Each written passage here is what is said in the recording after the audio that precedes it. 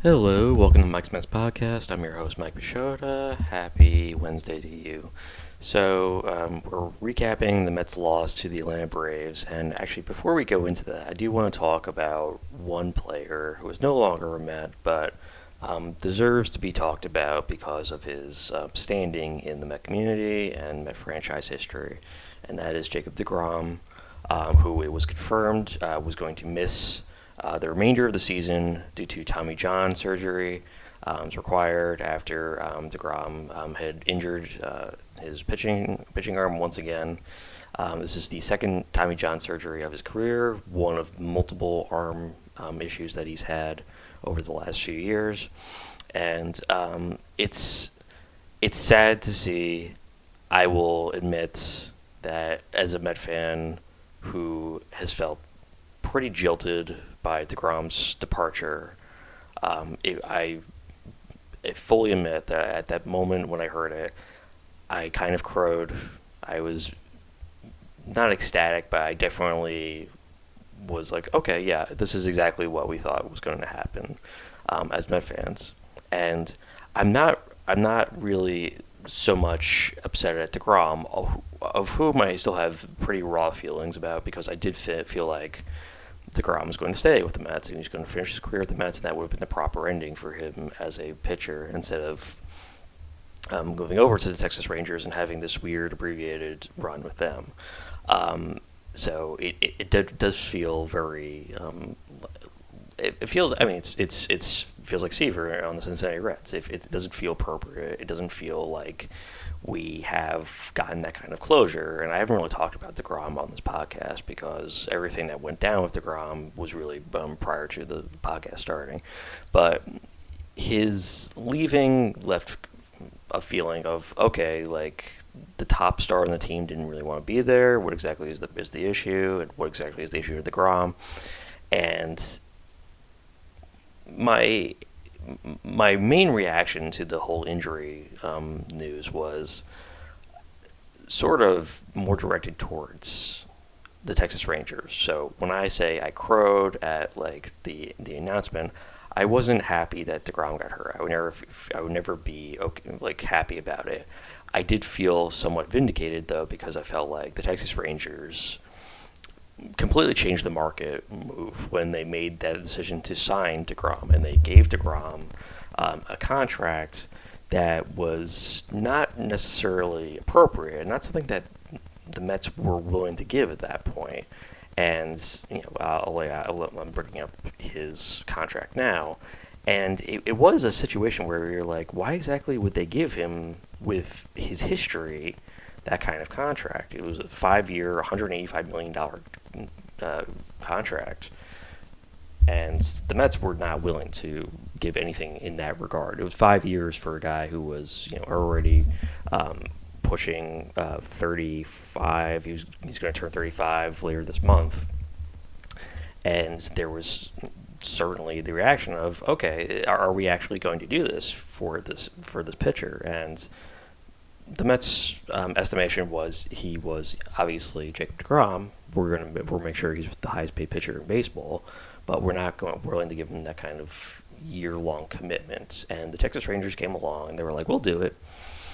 And it does feel like a measure of vindication, as I mentioned before. It is that the Mets correctly apprised the situation and said, this is a guy who's probably going to have another arm injury at some point. It's more than likely. We know his injury history. We know him because of his long standing with the Mets organization, that it's probably unwise and not something financially responsible to hand out a contract of that magnitude and that many years to a player who is most likely not going to be able to pitch most of the seasons that is going to be available. And I'm sure there's insurance commitments in there that it's likely that the Rangers were anticipating that something was going to happen, preferably not in year one of his contract. But the fact that it does happen is basically a realization by everybody saying, like, yeah, this was a stupid idea to sign him to that kind of amount of years. And that the Rangers, had they not come in and interfered with the situation and said, we're going to offer you this kind of contract in years, and something that deGrom was obviously going to jump at because he was also probably itching at that moment to get away from New York because he didn't feel like he had been properly valued, and he wanted to be out of a major media market and go somewhere where it was a smaller amount of attention, and that he was going to be properly valued in a rotation, and that he could have a more out of focus from the media and being out of the number one media market and being in a also with a team that has an enormous potential with the Texas Rangers. And we've seen the Rangers have so far, and I'll say so far, have cashed in on that potential really well this season. They've looked really good, as the Mets have not. So if deGrom made the right decision, I think it's certainly an argument that he made the correct decision.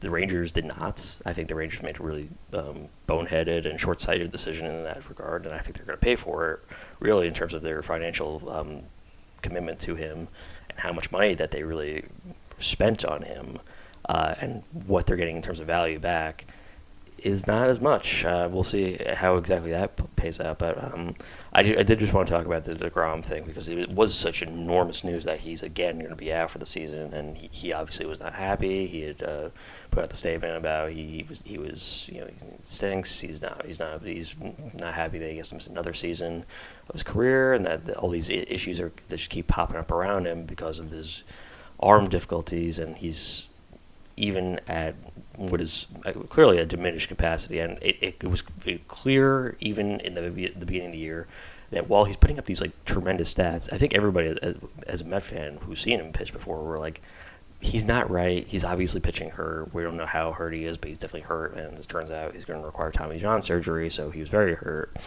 And it's just another sort of situation where we have deGrom, a legendary pitcher who's going to, again, be limited. He's really very much the Koufax of his era, a guy who was just absolutely brilliant, and if he had had a more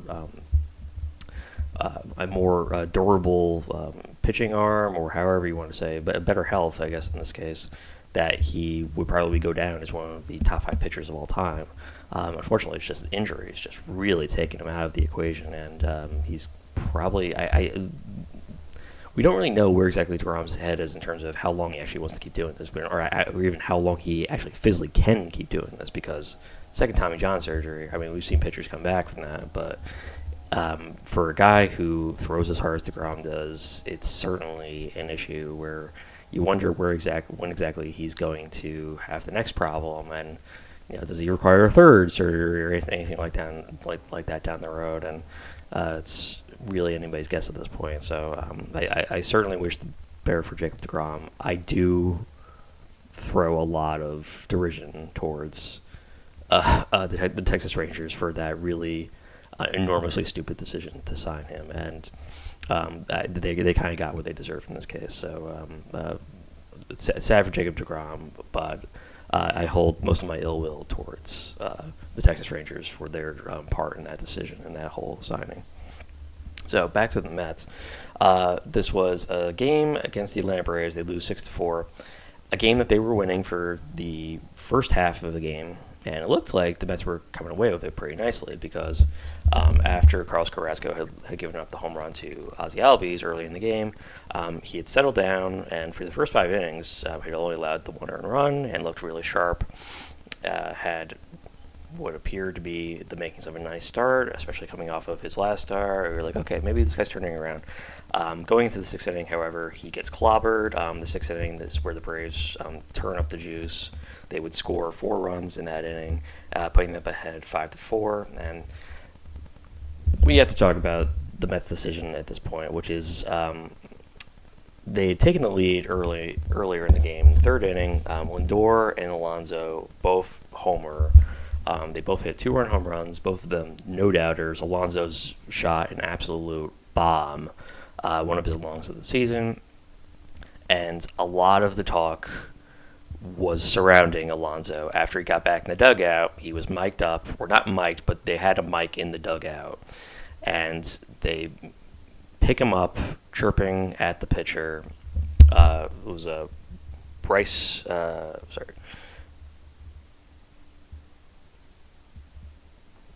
Yeah, Bryce Elder for the Atlanta Braves, and one of the Braves' better pitchers. He just had more of a rough start in this one than anything. Still struck out eight, but he's been one of the best pitchers in the Braves this season, and he just got shelled for those two home runs, two-run home runs that the Mets hit in that inning, and that was pretty much the entire offense the Mets were able to supply in this game. Once again, they came through with two big shots, but unfortunately were unable to hold off the Mets. And again, we're going to talk about the Alonso decision. He's chirping in the dugout, and I'll go back to there are times where the Mets are throwing a lot of attitude towards teams when they do something, and that's okay. I think in this day and age, it's really appropriate for there to be plenty of emotion and plenty of like high-fiving and making gestures and taunting, and in this day and age, it's very appropriate. It doesn't really matter. There is something to be said for context and the appropriate time to do it, which is not in the third inning. And I know Alonso was happy in that moment, but to really be throwing around that kind of moment is really something you do more in like the eighth inning when you're comfortably ahead and you have a nice like 5-run cushion between you and the opposing team. Not a situation where you are facing a first place team. You still have plenty of time in this game for them to come back, which they did. And when you're dealing with a team like the Braves that has plenty of disdain for the Mets, and you're in their home stadium, I mean, it was a really questionable decision. Alonso certainly didn't think about it at the moment. I think if he would take it back, he would. But it was the sort of thing that people were going to obviously focus on and harp back at him, particularly when the Mets lost. The Braves telecast took plenty of shots at Alonso for what was a premature celebration, and it looked like the Mets were kind of like, yeah, this is it, right? We're about to win this game. It's the third inning. You got to remember at that point that you're dealing with one of the best teams in baseball, first place team, and you're coming off of a 3-game sweep. You have a 3-game sweep that you got swept on by the Toronto Blue Jays, and you're going in to face the Braves, who had already won who had won back-to-back games prior to going to that series. So the decision was really weird, and I'm going to say this again. It was something I've noticed throughout the year, where the Mets are making a lot of noise in the dugout. They're celebrating, they're high-fiving. It's nice to show emotion. It's not a big issue. But you have to really think about, like, what exactly are you celebrating right now? Your team is 30-31 right now and has not looked correct the entire year. There's a situation where Carrasco, who's been wildly inconsistent throughout this season, could certainly give up runs and was going to against an offense like the Braves, where you had to have a really good pitching performance in order to take this series. And in that situation, particularly when the offense has not been looking really sharp as of late, and they have not, it was a really weird decision. I will never get on Alonso for being the kind of person he is, but there is something to be said for crowing and saying like throw it again like he did.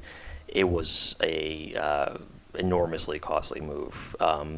No, I don't think the Braves really thought about it that much, but it's certainly something that came back to them like later on in the game, because I doubt that they knew what he was actually saying in the dugout at that moment. But it definitely did come back to bite them, and this was another situation where the Mets kind of let the game get away from them, and it looked good.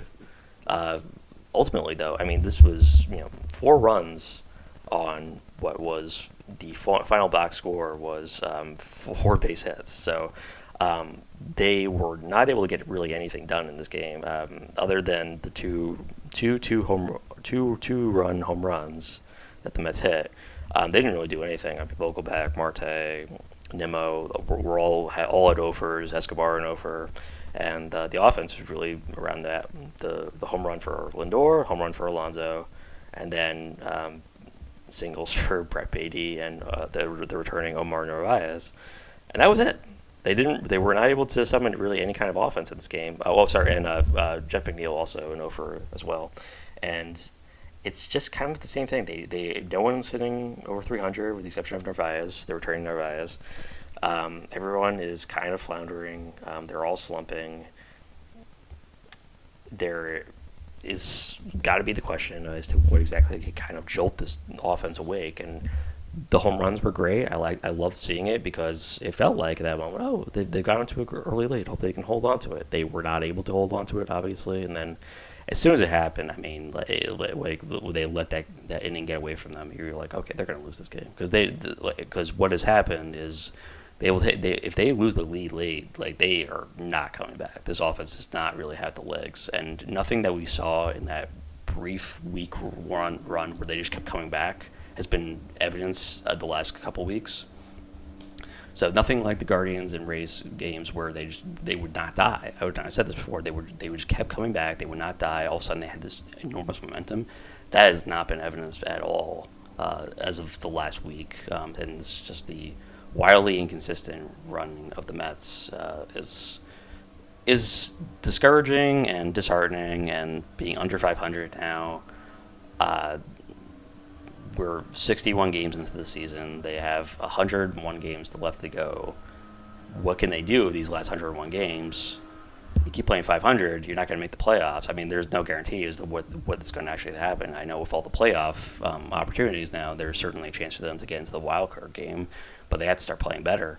And the Braves, for all their winning, have not really taken like ownership of that division. Like they keep letting teams come back into the running, right? Like even as of right now, the Braves hold a 6.5 game lead over the Mets. The Mets are 30-31 and still only 6.5 games behind Atlanta. It's just evidence of the fact that Atlanta has also been kind of inconsistent on the year.